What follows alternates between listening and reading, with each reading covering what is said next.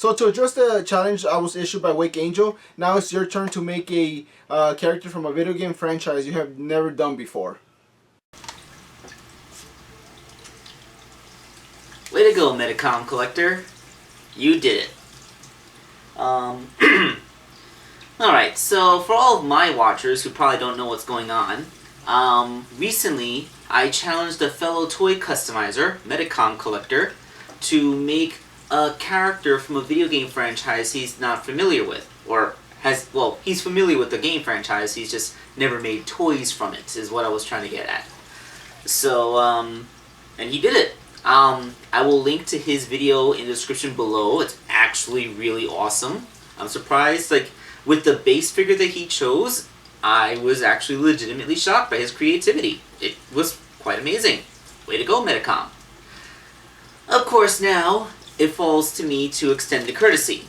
Now, I must reciprocate the challenge and make a character from a game franchise that I've never done before. Now, if I was going to be cheap, I would just use my last commission, where I made Coco Bandicoot from the Crash Bandicoot series, my first ever Crash Bandicoot figure, but, you know, that's kind of cheating. I was commissioned to do that. Let's make something of my own volition. Well, I was going to get into a Breath of the Wild custom, but I feel like this would be worth my time.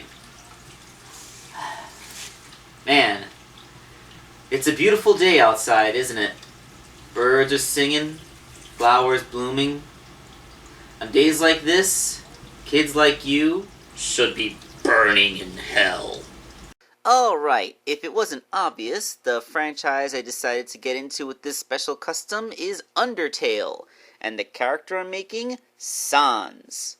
Now, Undertale is one of those games that I appreciate from a distance, but I still haven't had a chance to play it for myself.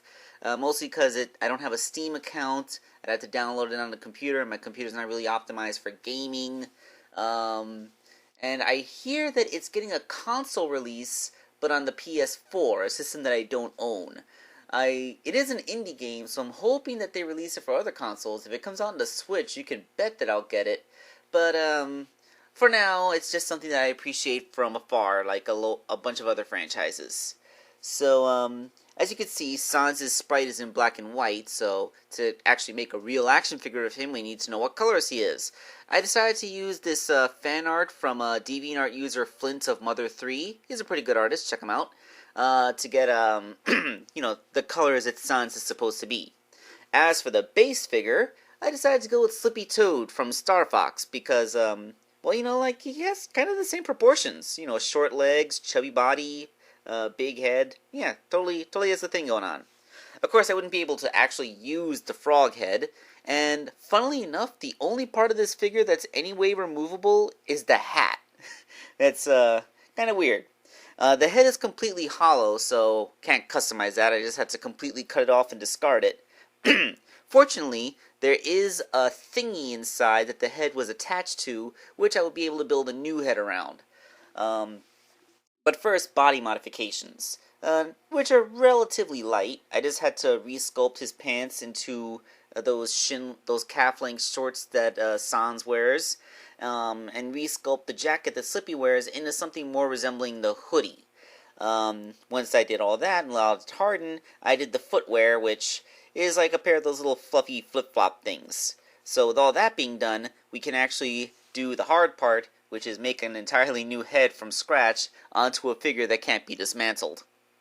It is actually kind of difficult to sculpt a skull, even a cartoony skull like this. Basically, it's just a large, vaguely peanut-shaped thing that I built around the neck stem on the Slippy figure. And I used some clay tools to press in the eyes and nose holes, and then, you know, put on Sans' signature big, goofy grin. Now, the eyes are actually a pretty cool technique I used, because, like, you know, you have empty eye sockets with this, like, little point of light that floats inside of them, and to recapture this effect, as you can see, there's a couple of toothpicks embedded into the centers of the holes. This doesn't look very impressive when it's not painted, but with the paint job, you can actually see how it stands out. Everything in there is painted black, and then the tips of the toothpicks are painted white. This creates the effect of pupils that are floating around in the void, and it has this additional effect of when you turn the head, it still kind of looks like the eyes are looking at you because they're not attached to the back of the eyes; they're attached to the front. So that creates a nice little "I'm always watching you" effect with this. Yeah, that kind of works. So let's pull back and see what the rest of him looks like all painted up. And there is Sans. He looks pretty good, doesn't he? Almost kind of wants me to make a papyrus to go with him. Is Undertale going to be another one of those franchises that I really get into and start making a whole bunch of figures of, the same way I do with Sonic and Legend of Zelda? Well, I don't know. Maybe. It depends on how much you guys like it. So, yeah, as you can see, I also painted up all the little bone things on the hand, because I gotta go with detailing. And of course, I just couldn't go without that iconic glowing blue eye thing. Yeah, it's just a little disc of epoxy sculpt with a divot in the back that sticks onto the toothpick that is his pupil, and you can put it in there for whenever you want to ask him if you like the feeling of your sins crawling down your back. Well, that was my Undertale custom. I hope you guys liked it. Check out Metacom's video. It's going to be linked down below. And this is Wakeangel2K1 signing off.